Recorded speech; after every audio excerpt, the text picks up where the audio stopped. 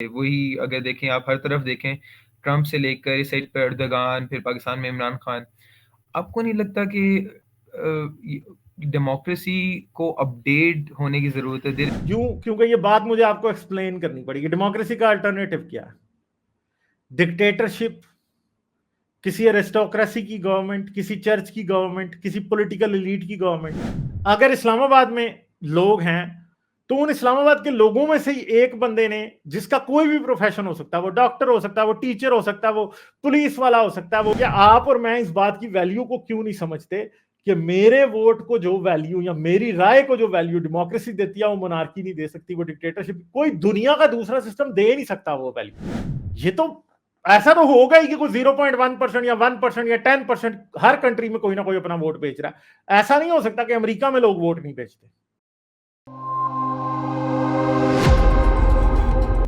अच्छा गालिब, आप अभी वही पॉलिटिक्स की बात कर रहे थे, तो मैंने ये पता करना था कि आपने भी वही मतलब कि डेमोक्रेसी इन पाकिस्तान जो है, या डेमोक्रेसी इस वक्त 21st सेंचुरी के अंदर आप देखें पॉपुलिस्ट मूवमेंट के राइज होने से, वही अगर देखें आप हर तरफ देखें, ट्रंप से लेकर इस साइड पे एर्दोगान, फिर पाकिस्तान में इमरान खान।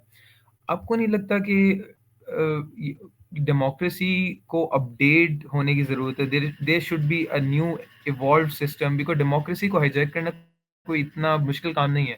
पाकिस्तान में तो पहले ही फ्यूडलिज्म है, और फ्यूडलिज्म और democracy they are two contradictory systems, और उसकी वजह से एक डेमोक्रेसी नहीं चल सकती, और दूसरी साइड पर एक जो पॉपुलिस्ट की वेव है पूरी दुनिया के अंदर। तो डेमोक्रेसी को कुछ ऐसी एवोल्यूशन चाहिए, ऐसी चीज़ें चाहिए, रिफॉर्म्स चाहिए जो इन चीज़ों को रोक सकें, जो सिंपल डोमिनी इफेक्ट है लोगों के ऊपर, जो मैस आपको इमोशनल, आपको पता है वो जो इफेक्ट है इंटेलेक्ट की जगह, उसको कैसे कम किया जा सकता है, इसके ऊपर राय मिल आप लेना, क्या और साथ समझते ही हैं में डेमोक्रेसी में क्या अपडेट करना चाहिए अब मैं ये समझता हूँ, अब देखें पाकिस्तान के अंदर भी देखें तो मैक्सिमम 90% से ऊपर जो है एजुकेटेड पीपल नहीं है। मैं पॉलिटिकल अवेयरनेस के लिहाज से मैं कहूँ तो दे आर वेरी, वो क्रिटिकली नहीं देखते पॉलिटिक्स को, बस जो इमोशनल चार्ज है, या फिर एक पॉपुलिस्ट लीडर है, अच्छा लीडर है, बातें अच्छी करता है, छोटे छोटे वर्ड्स जो हैं, कीवर्ड्स, उनके ऊपर पॉलिटिक्स जो करता है, तो वो एक फैशिज्म के कॉन्सेप्ट को दोबारा से रिवाइव देता है। फैशिज्म भी तो डेमोक्रेसी से ही आती है, और अब 21st सेंचुरी में तो आप समझते हैं कि जो मीडिया और सोशल पाकिस्तान मीडिया का में इतना ज़्यादा जो होल्ड हो इमरानी गया। आप समझते हैं कि पाकिस्तान में जो इमरानी फाशिज्म है इस टाइम, उसकी वजह डेमोक्रेसी है? मैं कह रहा हूँ कि डेमोक्रेसी फैशिज्म को राइज दे देती है। सिर्फ पाकिस्तान नहीं, नहीं तो है, आप समझ ट्रम्प रहे हैं भी कि है, इमरानी उर्दगान फाशिज्म भी की, है, इमरान खान भी है। ओहो भाई, बात गौर से सही जवाब दें। क्या आप समझते हैं कि इमरानी फाशिज्म की वजह डेमोक्रेसी है? नहीं, मैं ये नहीं समझता। मैं कह रहा हूँ डेमोक्रेसी फैशिज्म, अब देखें ना, इस टाइम पे डेमोक्रेसी के थ्रू भी इमरान खान ही आएगा। यार आप मुझे बात मजीद समझाने डेमोक्रेसी की को कोशिश ना हाईजैक करें, मुझे इसलिए, बात, मैं आपकी सारी बात समझ चुका हूं। आपने जो अब एक बात कही है ना कि इसकी वजह डेमोक्रेसी नहीं है, पाकिस्तान में डेमोक्रेसी है किधर है? पाकिस्तान में तो नहीं है, डेमोक्रेसी मैं है ही मानता नहीं हूँ। है। तो भाई फिर जो इमरानी फैशिज्म को जो पैदा किया वो डेमोक्रेसी ने कैसे पैदा किया जब डेमोक्रेसी नहीं है? तो मैं कह रहा हूँ इमरानी फैशिज्म पैदा जिन फैक्टर से हुई है ना, ठीक है, वही वो डेमोक्रेसी नहीं है। सेम फैक्टर डेमोक्रेसी में रूल पाकिस्तान में ऑफ तो पब्लिक है, डेमोक्रेसी है वोटिंग ही है, नहीं है, तो वोटिंग को इमरानी हाईजैक। फैशिज्म आप कैसे कह रहे हो? वोटिंग चले मैं किधर एर्दोगान हाईजैक ले हुई लेता है? हूँ, ठीक है, मैं आपको सिंपल ये कह रहा हूँ कि मैस मीडिया इन्फ्लुएंस से, ठीक है, आप वोटिंग को फेवर कर सकते हैं इजीली। मसला तो ये मेरी है, अप्रोच देखें यही है, मैं मगर आपको, ये ठहर जाए, नहीं नहीं ठहर जाए, आप बातों को इधर उधर लेके जा रहे हैं। पॉइंट पे बात करें जरा, ठीक है? पॉइंट पे बात यह है, डेमोक्रेसी में अब इंप्रूवमेंट करनी है तो करनी क्या है? एतराज आपके ठीक है सारे, सही है, मान लेते हैं जी, मगर इंप्रूवमेंट अब करेंगे क्या? आप मुझे ये बताएं। मुझे प्रॉब्लम ना बताएं, मुझे सोल्यूशन बताएं। प्रॉब्लम तो मुझे भी पता है। जो सेनेट, जो अपर हाउस है, उसको ज़्यादा स्ट्रॉन्ग करना चाहिए, ठीक है, क्योंकि वो जो है वो यानी सिर्फ यानी वो तो बंदों की इनडायरेक्ट बेसिस वोटिंग पर है नहीं ना। आता। इनडायरेक्ट के अलावा अब मैं वही कह रहा हूँ, there there is a very big flaw. मैं वही कह रहा हूँ, रिवाइवल चाहिए किसी तरीके से। नहीं, मगर आई नो रिवाइवल इस वक्त मेरे होगा पास क्या, आंसर मैं नहीं ये है। पूछ रहा हूँ। प्रॉब्लम नहीं, मैंने आपको कहा प्रॉब्लम नहीं, सोल्यूशन बताएं।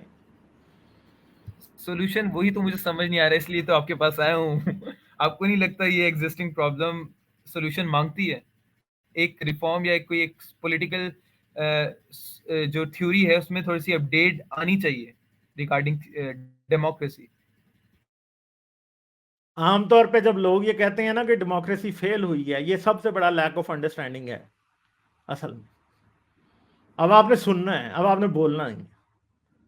क्यों? क्योंकि ये बात मुझे आपको एक्सप्लेन करनी पड़ेगी। डेमोक्रेसी का अल्टरनेटिव क्या है? डिक्टेटरशिप, किसी एरिस्टोक्रेसी की गवर्नमेंट, किसी चर्च की गवर्नमेंट, किसी पॉलिटिकल एलीट की government.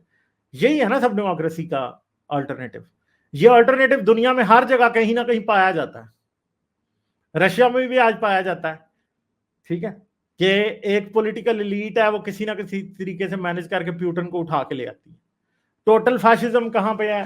Total fascism, total dictatorship north Korea में है, ठीक है, हमें पाई जाती है। एक एक लूली लंगड़ी किस्म की मोनार्की जो है, वो लूली लंगड़ी क्या बड़ी सक्सेसफुल मोनार्की सऊदी अरेबिया में एग्जिस्ट करती है।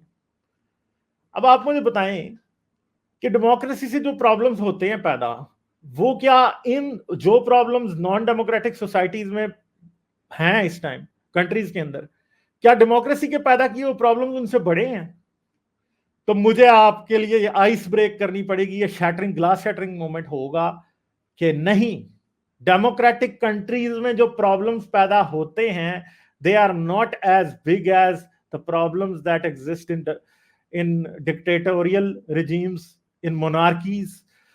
फिर किसी मॉडिफाइड किस्म के सिस्टम में वो प्रॉब्लम्स एग्जिस्ट नहीं करते, ठीक है। डेमोक्रेसी में क्वेश्चन क्या हो रहा होता है हमेशा कि क्या कंट्री में फलां चीज होगी या नहीं। अबॉर्शन एक बहुत बड़ा मसला है कि क्रिश्चियन राइट विंग को कितनी पावर मिलनी चाहिए, गन कंट्रोल होना चाहिए या नहीं होना चाहिए।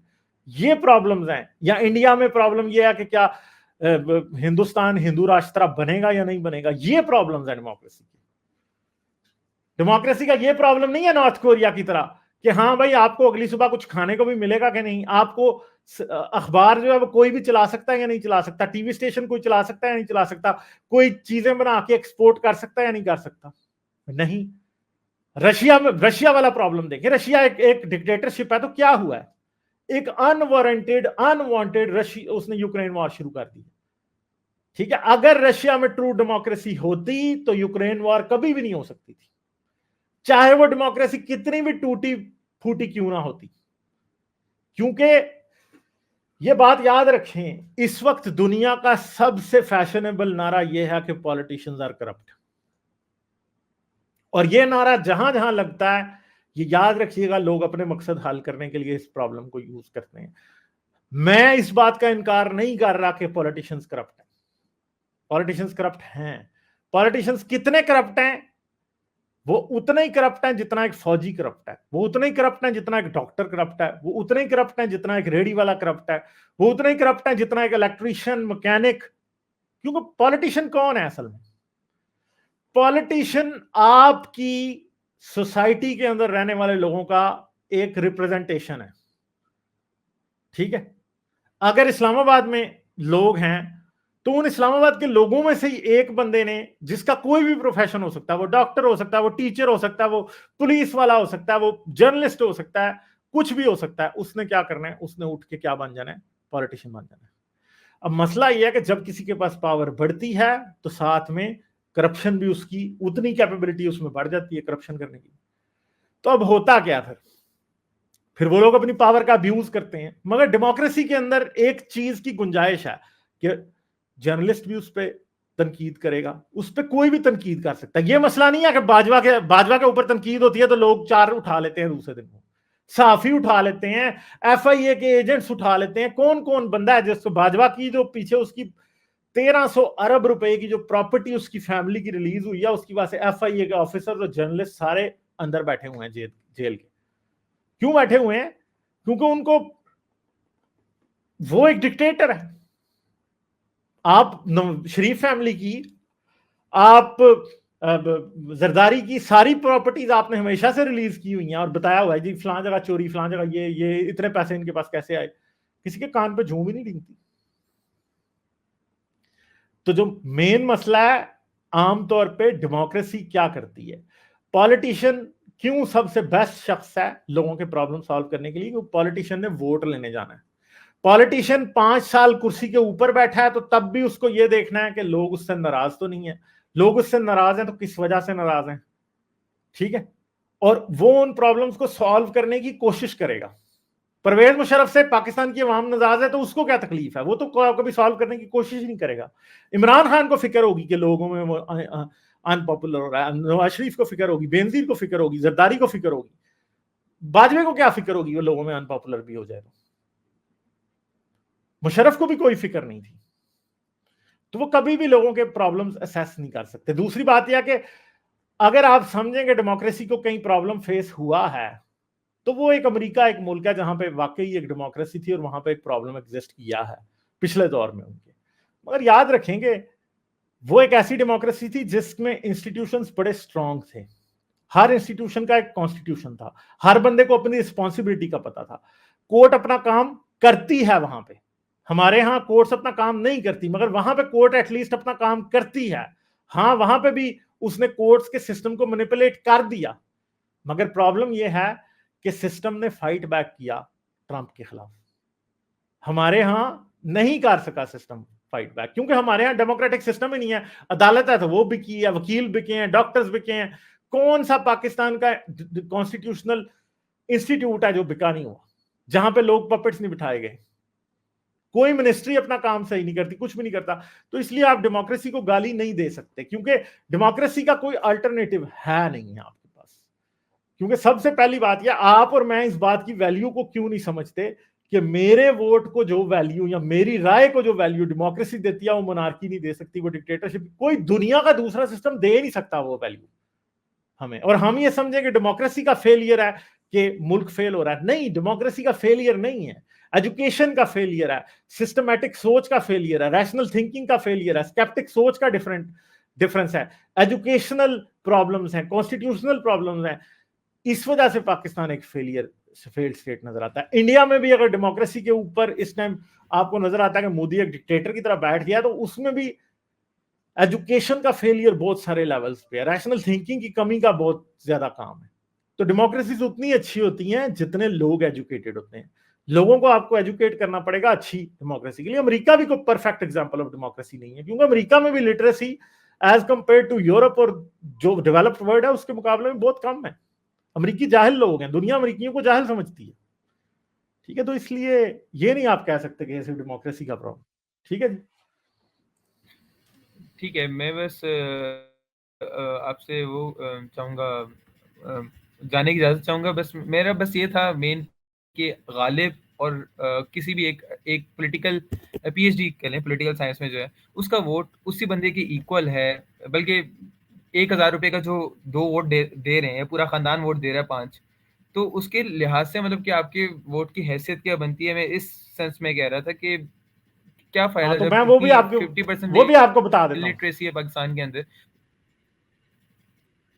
सिंपल सी बात है, मुझे बताएं एक पीएचडी बंदा बिठा दें, सामने बिठाते हैं पाकिस्तान का बेस्ट पीएचडी, हम डॉक्टर परवेज हूद भाई को लाके बिठा देते हैं, आपको भी एतराज नहीं होगा, मैं भी समझता हूं कि वो बड़े इम्पार्शियल बड़े जबरदस्त बंदे हैं। दूसरी तरफ मैं हूं या आप हैं, आप क्या ये समझते हैं कि जो प्रॉब्लम आपको फेस हो रहा है परवेज हूद भाई को उसकी 100% अंडरस्टैंडिंग होगी? नहीं, नहीं। तो फिर आप ये कैसे समझ सकते हैं कि परवेज हूद भाई can vote on your behalf? मैं ये कह रहा हूँ कि मेरे वोट की, परवेज हुद बॉय की वोट की, गालिब की वोट की हैसियत उतनी ही है जितनी 500 रुपये या बिरयानी के ऊपर एक बंदे की वोट की हैसियत है। सो ये इस कुछ तो वेटेज होना चाहिए ना। लाइक मैं देखें, मैं कभी भी मार्शल लॉ के स्पोर्ट में नहीं हूँ, मैं किसी और सिस्टम की नहीं हूँ, नहीं, मगर आप मुझे फिर कहीं और जा रहे हैं, बात यहीं पे रोकें, यहीं पे डेमोक्रेसी रोकें, से यहीं पे ये रोकें। खौफ आती है। यार नहीं, एक सेकेंड, आप बात को कहीं और ले जाएंगे, इस बात का सोल्यूशन यहीं पे है। मैंने आपसे ये पूछा कि क्या परवेज हूद भाई के आप कह रहे हो कि परवेज हूद भाई के वोट की वैल्यू जो है वो किसी को साइकिल चलाने वाले बेचारे फेरी लगाने वाले के बराबर है। आप समझते हैं ये बात गलत है? हाँ या ना में जवाब दें सर।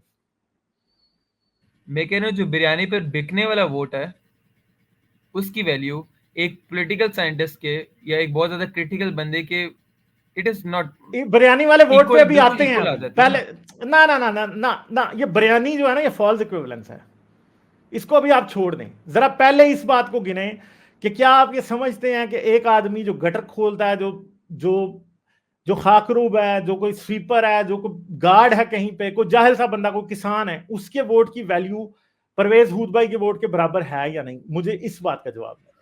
आप मुझे उसी अभी बिरयानी दलदल वाली में बात को फंसाना चाह छोड़ रहे दें। हैं ना कि मैं इक्वालिटी, मैं ह्यूमन डिग्निटी नहीं नहीं और नहीं, उसकी बात, आपको आप पहले, आर्ग्यूमेंट यही आपको है। बात की, ना ना ना, आपको बात की समझ नहीं आएगी जब तक आप इस बात को डिस्कस नहीं करेंगे। बताएं आप जरा, दोनों के वोट की मैं वैल्यू वही कह बराबर रहा है हूँ, या नहीं? मैं अगेन वही बात कह रहा हूँ कि बिक रहा है वोट तो देयर अरे इज अ यार, डिफरेंस। बिकने अगेन की मुझे मुझे बात नहीं है ना मेरे चांद। एक मिनट गालिब पहले भी, आप मुझे, आप, ना ना, आप जो ना गलत बात कर रहे हो। पहले मुझे ये बताओ कि एक अनपढ़ आदमी के वोट की वैल्यू परवेज हूद भाई के वोट के बराबर है या नहीं है? ये इसका हाँ या ना में जवाब दें। इसका मैं हाँ ना में इसलिए आंसर नहीं दे रहा क्योंकि ये डायरेक्ट आप मुझे उस क्वेश्चन में फंसा रहे हैं कि भाई तुम दो बंदों के अंदर जो है ना तफरका यार आपकी या। मेरी डिबेट ही नहीं हो रही तो मैं आपको फंसा क्यों रहा हूं? मैं तो आपको समझाने की कोशिश कर रहा हूं, आप क्यों समझ रहे हो कि डिबेट हो रही है आपकी मेरी? मैं कह रहा हूँ इंटेलेक्ट का डिफरेंस है, इंटेलेक्ट का तो डिफरेंस आप है ये और इस चीज समझते हैं को कि देखना डॉक्टर चाहिए। परवेज हूद भाई के वोट की वैल्यू 100 वोट्स के बराबर होनी चाहिए, ये समझ रहे हो? At least there should be a weightage. यानी आप ये समझते हो कि डॉक्टर परवेज हूद भाई के वोट की ज्यादा वैल्यू होनी चाहिए एक स्वीपर से? एक वोट बेचने वाले से, या एक जो बंदा अपने फैमिली के कहने पर वोट दे रहा है, बरादरी वाला वोट दे रहा है, उसके ऊपर। स्वीपर की मैं बात नहीं कर रहा, स्वीपर भी ये फॉल्स बहुत इक्विवेलेंस पॉलिटिकल है ना मेरे भाई। बेहतर हो सकता नहीं नहीं, आप उस सवाल का जवाब देने के ऊपर आ ही नहीं रहे हो ना, क्योंकि आप ये चाहते नहीं हो कि इस बात को मेरिट पे लिया जाए। है। गालिब, मैं इंटेलेक्ट की बात कर रहा हूँ, आप ह्यूमन डिग्निटी की बात कर रहे हैं, यार देर टू इंटेलेक्ट डिफरेंट का थिंग्स। मसला ही नहीं आप है एक ना, चीजें वो समझ बात तो रहे हो। हम पहले, यार वो बात हम पहले कवर कर चुके हैं, आपको बात समझ क्यों नहीं आ रही? आपकी मेरी बहस नहीं हो रही, मैं आपको समझाना चाहता हूं कि इन दोनों के वोट की वैल्यू बराबर क्यों है। वो क्वेश्चन बाद में आएगा कि कोई बिरयानी के पीछे अपना वोट बेच रहा कि नहीं। मैं ह्यूमन डिग्निटी में, इक्वालिटी में बिलीव रखता हूँ। यार डिग्निटी वाला जो वर्ड है ना, ह्यूमन डिग्निटी वाला, पेट्रियाटिज्म वाला, ये हमारी डिग्निटी ऐसी है, हम बड़ी गयूर कौम है, इससे बड़ी ट्रक की लाल बत्ती कोई और नहीं है दुनिया में। रियलिटीज डिग्निटीज नहीं देखती कोई भी। तो फिर ठीक रियलिटी है, के मुताबिक देखा जाए तो फिर इक्वल चले वोट ठीक है, नहीं। अब मैं आपको जवाब दे देता हूं। आप क्योंकि ना मैं चाह रहा था कि मैं आपको इस जवाब में इंक्लूड करूं ताकि आपको बात समझ आ जाए। शायद आपको नहीं समझ आएगी मगर दूसरे जो सुन रहे हैं उनको समझ आ जाएगी। पहली बात यह है कि मेरे प्रॉब्लम्स मैं समझता हूं, इसलिए मेरे प्रॉब्लम्स की वजह से मेरे वोट की वैल्यू उतनी ही होनी चाहिए जितने दूसरे किसी दुनिया के बंदे की। रियासत की नजर में डॉक्टर परवेज हूद भाई नहीं है, वो भी एक रियासत का बच्चा है और एक स्वीपर भी रियासत का बच्चा है, दोनों बराबर हैं बिल्कुल रियासत की नजर में। दोनों के प्रॉब्लम्स वो खुद समझते हैं, मेरे प्रॉब्लम का परवेज हूद भाई को नहीं पता। ठीक है, और मुझे डॉक्टर परवेज हूद भाई के प्रॉब्लम का नहीं पता, मुझे किसी दूसरे पढ़े लिखे बंदे के प्रॉब्लम का नहीं पता, और मेरे प्रॉब्लम का वो नहीं समझ सकता। क्योंकि पहली बात तो ये, हमें ये फर्ज नहीं करना कि कोई भी इंसान अक्ले कुल है। दूसरी बात है कि अगर बिरयानी की प्लेट के ऊपर वोट बिक रहा है तो इसमें कसूर किसका है, बेचने वाले का या उन लोगों का जिन्होंने उसको वोट की वैल्यू कभी बताई नहीं? क्योंकि वो तो अनपढ़ आदमी है ना, वो तो अनपढ़ आदमी है, वो तो बेचारा फेरी लगाता है, वो शायद स्वीपर है, उसको ना आपकी सोसाइटी ने पढ़ाया है। ठीक है, तो ये याद रखेंगे। अब प्रॉब्लम क्या है, जब डेमोक्रेसी काम करती है ना तो पूरी सोसाइटी का फायदा होता है, और फिर जब एक सोसाइटी ने, एक कंट्री ने, एक स्टेट ने अपने बच्चों को एजुकेट नहीं किया तो ये याद रखें कि अगर उसका एक बच्चा जाके वोट बेच रहा है तो फिर भी कसूर उस सोसाइटी और उस स्टेट का ही है। क्या आप समझते हैं कि आज अगर जाके किसी ने बिरयानी की प्लेट पे वोट बेचा है तो भाई आप कौन होते हो उसे कुछ कहने वाले? जब ना आपने उसके तन पे पहनने के लिए कपड़ा दिया, ना उसके पेट में खाना दिया, तो बिरयानी की प्लेट के लिए वोट तब देगा ही ना, क्योंकि उसके लिए तो सबसे बड़ा मसला खाना पीना है ना, तो वो बिरयानी की प्लेट पे दे देगा। जिस बंदे ने जिंदगी में हर रोज बिरयानी खाई है उसके लिए तो बिरयानी कोई चीज ही नहीं है ना, वो बिरयानी की प्लेट पे वोट नहीं देगा, क्योंकि उसे पता है मैंने घर जाना, मुझे फिर मिल जानी है बिरयानी की प्लेट। ठीक है, बिरयानी की प्लेट के पीछे वोट वही देगा जिस बेचारे को बिरयानी मिलती नहीं है। तो इसमें कसूर किसका है कि उसको बिरयानी नहीं मिलती? और दूसरी बात है कि यह भी याद रखेंगे, कभी ऐसा नहीं हो सकता कि आप 100% ये कह देंगे कोई भी अपना वोट नहीं बेचेगा। ये तो ऐसा तो होगा ही कि कोई 0.1% या 1% या 10% हर कंट्री में कोई ना कोई अपना वोट बेच रहा है। ऐसा नहीं हो सकता कि अमेरिका में लोग वोट नहीं बेचते, वहां पे भी लोग बेचते होंगे वोट। हो सकता है वहां पे भी किसी को $100 दे के कोई वोट दिलवा लेता हो, $10 दे के दिलवा लेता हो। तो सोसाइटी में अब अगर हम ये देखें, अगर मॉरली इतना हाई आइडियल रख लें, तो फिर तो सोसाइटी में कोई प्रोस्टिट्यूट भी नहीं होनी चाहिए। मगर दुनिया का कौन सा कंट्री है जहां पे प्रोस्टिट्यूट एग्जिस्ट नहीं करती? इसलिए एग्जिस्ट करती हैं क्योंकि ये सोसाइटी की रियलिटीज है। यूटोपिया एग्जिस्ट नहीं कर सकता।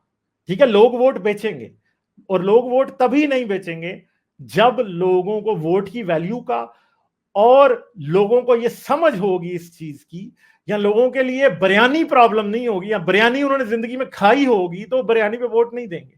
लोगों के लिविंग स्टैंडर्ड को थोड़ा ऊपर करें, लोगों की एजुकेशन के लेवल को ऊपर करें, लोगों की सिस्टमैटिक थिंकिंग उनको दिलाएं, उनको पता हो कि हमारा कंट्री कैसे काम करता है, उनको पता हो कि मैं सही बंदे को वोट दूंगा तो मेरी प्रॉब्लम सॉल्व करेगा, और ये बिरयानी की प्लेट मेरा प्रॉब्लम सॉल्व नहीं करती, तो तभी वो बिरयानी की प्लेट को रिजेक्ट करके अपने कॉन्शियस के मुताबिक वोट देगा।